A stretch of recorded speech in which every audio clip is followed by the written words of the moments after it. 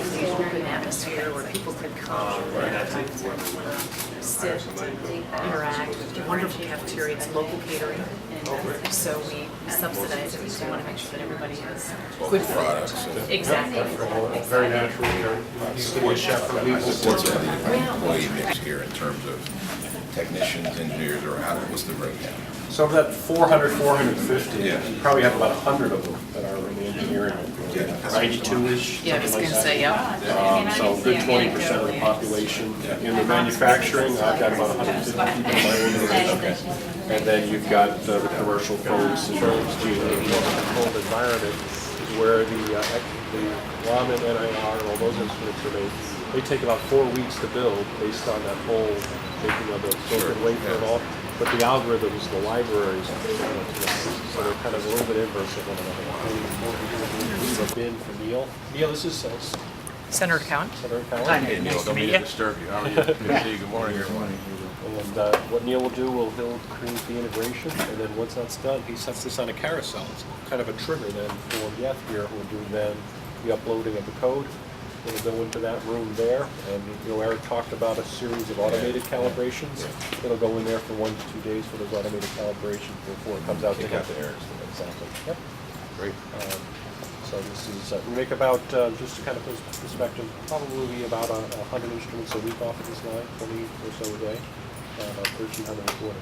Wow. Runs like a machine, like a fine-tuned machine, right, Neil? It is smooth. Yeah, it's, Nice to see you all. Thank you. thank you. Nice to see you. Also used in jewelry testing and pawn shops and scrap shops there as well.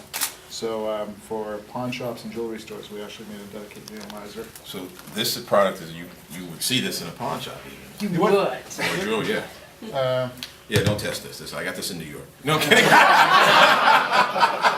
How about the ring, if you like? Sure. Actually, there's a funny story that Pete Wilver's our CFO, and they brought this in one day, and he just bought this brand new wonderful watch, and he stuck it in there, and I don't think it was the content that he had hoped it was going to be. No. And we were like, Pete, And his wife bought it. Pete, the advisor doesn't lie. Yeah. Yes, should I be worried about that? It's 0 carat. Yeah. It's platinum, so it's platinum iridium. Yeah. So this is actually saying it's zero gold, which is right, obviously. It's 90% platinum, 10% iridium. And the user doesn't really have to have much of an interpretation. Yeah. Um, Why aren't more of these in the field? I'm just curious. More? Is that an obvious question? Where's more of you? Right behind Oh, you. you do a great job of explaining this. Why don't you explain, because it is some of the challenges and maybe some of the Yeah. things that, you potentially could help us with. Hi. This is Pay pretty. no attention to the man with the I camera. won't. This is pretty exciting because we're really trying to change how law enforcement handles suspected narcotics, Right. right? So it's not like we're trying to sell a handheld instrument where they've been selling handheld instruments a long time, right? So today, they find suspected narcotics, they send it to the lab. Sometimes they'll wait 6, 9, in the state of Alabama, they wait 18 months to get a lab cert back. They can't prosecute that suspect Right. until they have the lab cert back. It's a huge issue, right? Or the suspect can't clear his or her name until then, That's right. Yep. So, this is really intended initially right now to be used as a presumptive tool. Right. So right now they use hand colorimetric kits, as Tim described, to do a color change.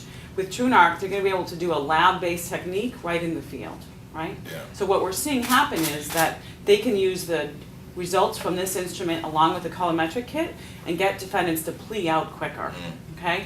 So that they can clear the court log quicker, getting defendants to plea out. In the state of Massachusetts, it's only being used now as a presumptive supporting tool. Long-term goals is that it would be used for field confirmatory tests for some narcotics and eliminate that lab step.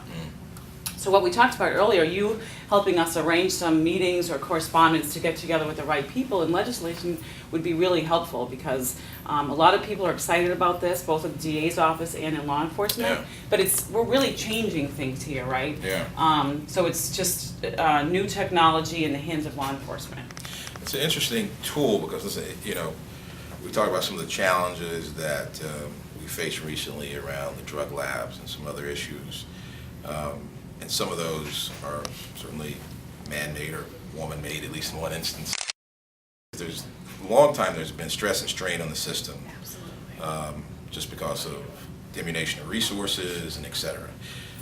Something like this would allow certainly officers in the field to have real-time results, but it would also allow prosecutors and defense lawyers, for that matter, to prioritize the cases that come before them. So as I understand the system now, all the drugs come into the lab and they just get in the queue, and they get, over time, as you say in Alabama, it takes 18 months for yours to come through. But if you have a field test that shows, you have 10 samples and these 4 come back positive for something, you could actually take those back to the lab. And if you're a prosecutor or a defense lawyer, why wouldn't you want those 4 to have priority? And then you could put the other 6 to the side if you felt you needed to test them separately, or the case may be. It seems like it'd be a great way to invest in new technology innovation that actually deals with an old problem and actually could save some significant public resources Right. potentially on the other side. And Norfolk County DA's office is actually